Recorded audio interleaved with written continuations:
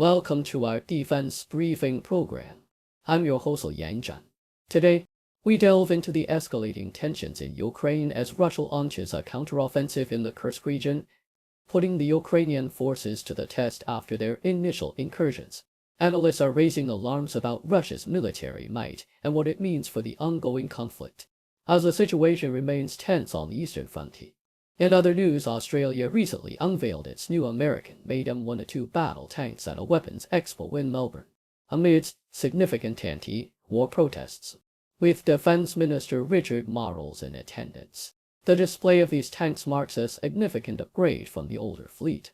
However, the request from Ukraine for older tanks to bolster their fight against Russia remains unconfirmed, leaving many wondering about the future of military support. Thus, the Toronto International Film Festival has made headlines by cancelling screenings of the documentary Russians at War due to serious threats to public safety. This decision follows protests from the Ukrainian community, raising questions about freedom of expression and the impact of such controversial content. TIFF plans to reschedule the screenings when it is deemed safe, highlighting the delicate balance between civil discourse and security in today's climate. Please continue watching for more details. Australian Broadcasting Corporation reports that Russia has shifted from a defensive stance to a counteroffensive in response to Ukraine's recent incursion into the Kursk region.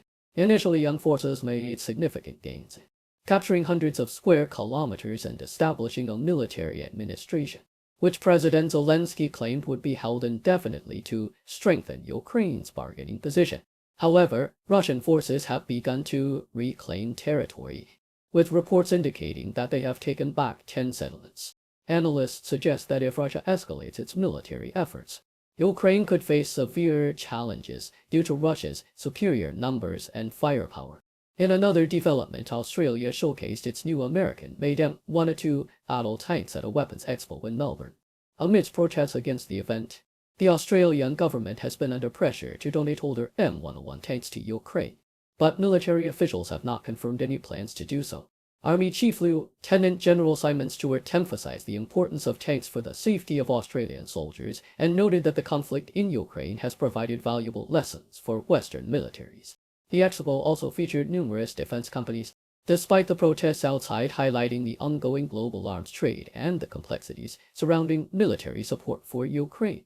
Yahoo US reports that the Toronto International Film Festival TIFF has cancelled screenings of the documentary Russians at War due to significant threats to public safety.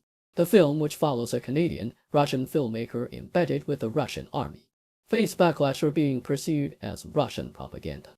Despite TIF's defense of the film's artistic merit, the festival decided to pause the screenings after receiving warnings about potential risks.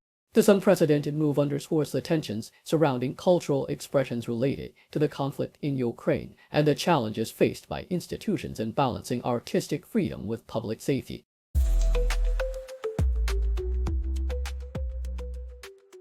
The Globe and Mail reports that the Toronto International Film Festival TIFF has decided to cancel the screenings of the controversial documentary Russians at War due to significant security threats. This decision comes after intense backlash from the Ukrainian community, which claims the film downplays the war crimes committed by Russian forces in Ukraine. TIFF's organizers acknowledged the unprecedented nature of this move, emphasizing their commitment to civil discourse while prioritizing the safety of festival attendees. The documentary, directed by Russian-Canadian filmmaker Anastasia Rovineva, follows Russian soldiers on the front lines and has been accused of being propaganda, prompting protests and calls for its removal from the festival lineup. CBC highlights the film's content, which portrays soldiers grappling with their roles in the ongoing war in Ukraine. Amidst a backdrop of violence and loss, Trofimovova has defended her work, asserting that it is anti-war and that she undertook significant risks to film it without the Russian government's permission. The film was set to have its North American premiere when the decision to pause screenings was made. This situation has led to widespread protests, with demonstrators arguing that the film attempts to humanize the aggressor's military, further complicating the narrative surrounding the conflict. The Toronto Police Service clarified that the decision to pause was made independently by TIFF, not at their recommendation. Al Jazeera discusses the broader implications of Israel's military actions against the United Nations Relief and Works Agency for Palestine Refugees, UNRW, particularly following an airstrike that killed 6 UNRW employees. This incident underscores the ongoing conflict in Gaza, where attacks on schools and shelters have been characterized as war crimes. The agency plays a crucial role in providing support to Palestinian refugees, and its repeated targeting raises questions about Israel's strategy in undermining this vital institution. The discussion features insights from various experts, emphasizing the importance of UNRW to the Palestinian community and the potential motivations behind Israel's actions against it.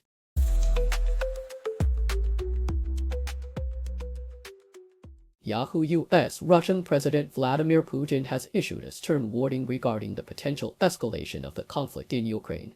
He stated that if Western nations allow Ukraine to utilize long-range precision weapons to target deep within Russian territory, it would signify NATO's involvement in the war. Putin emphasized that such a move would fundamentally alter the nature of the conflict, leading Russia to reassess its response to perceived threats. This declaration comes amidst Ukraine's ongoing reliance on Western support to fend off Russian advances, as it seeks permission from allies like the US and Britain to strike deeper into Russian territory. Despite these requests, the US has limited Ukraine's military capabilities to targets close to its borders, while the British government remains silent on the matter. The Sydney Morning Herald.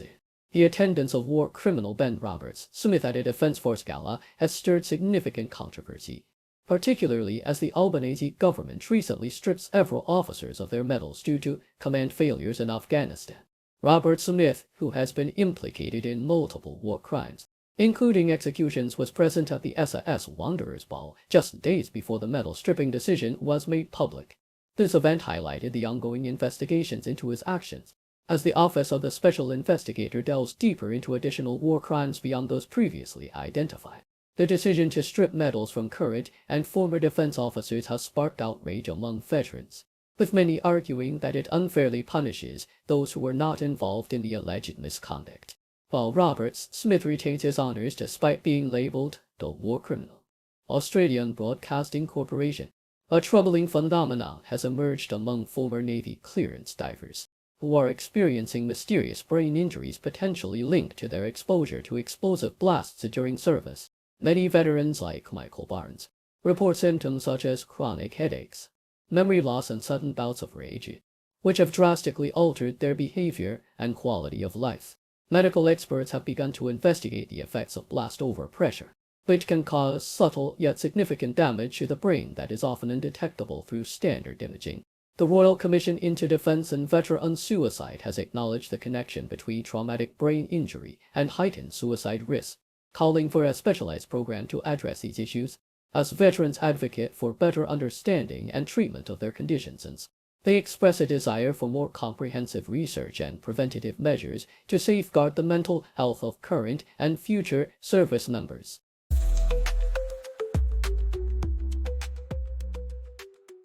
Australian Broadcasting Corporation. In today's digital age, distinguishing between real and fake images has become increasingly challenging, a struggle that resonates with many Australians. Historical examples like the manipulated war photographs of Frank Hurley from World War I illustrate that image manipulation isn't a novel concept. Hurley aimed to portray the chaos of battle through composite images, clearly labeled as such at the time. Fast forward to the present, and advanced technologies allow for more sophisticated alterations, often without disclaimers. Digital forensics tools like WeVerify can help identify manipulations, but they aren't foolproof. For instance, during Hurricane Dorian, a composite image misled many high-profile figures, highlighting the need for vigilance. The advent of generative AI complicates matters further, as these tools can create hyper-realistic images that lack logical inconsistencies, making it difficult to discern authenticity. Social media exacerbates the issue, as misinformation spreads rapidly, often without proper context or verification.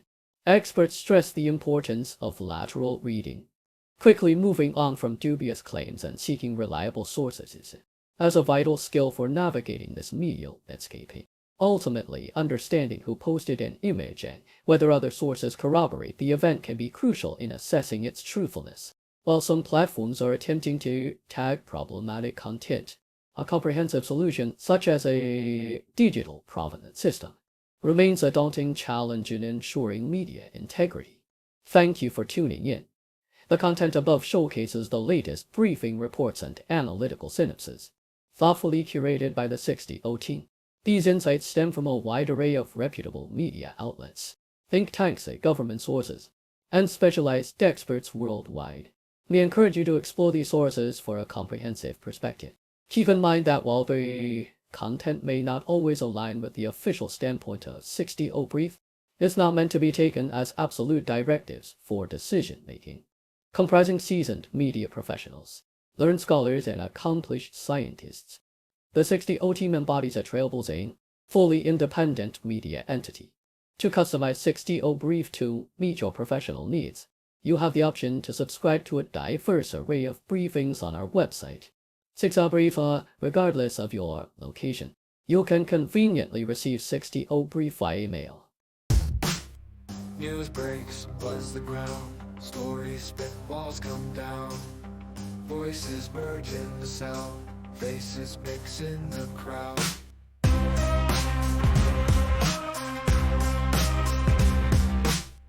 Broadcasters paint the scene, world events on our screen. Every link a different theme, words collide in the stream. 6 degrees connect the dots, background stories more than nuts. Hear the voices rise aloud, truth unveils in every spot.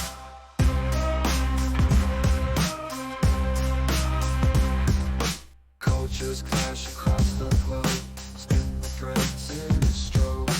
Every story wears a robe, truth and lies in their code. Journalists dig real deep, secrets out they don't see. Every angle they repeat, in the news we take a lead.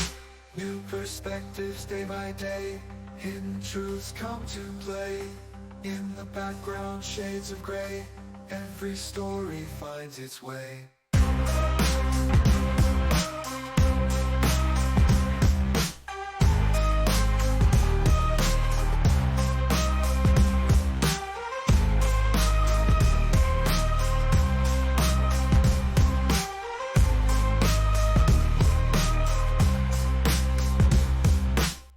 Perspectives day by day, hidden truths come to play.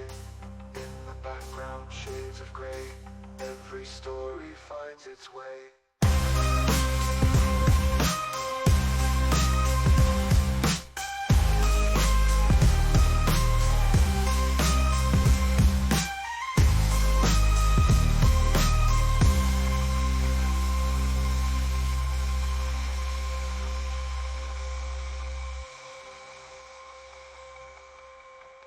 Cultures, I go. What really or do not? What enough to be you? Everything and ever. What enough and after? What enough and after? What enough and after? Nothing, nothing, nothing, nothing, nothing, nothing, nothing, nothing, nothing, nothing, nothing, nothing, nothing, nothing, nothing, nothing, nothing, nothing, nothing.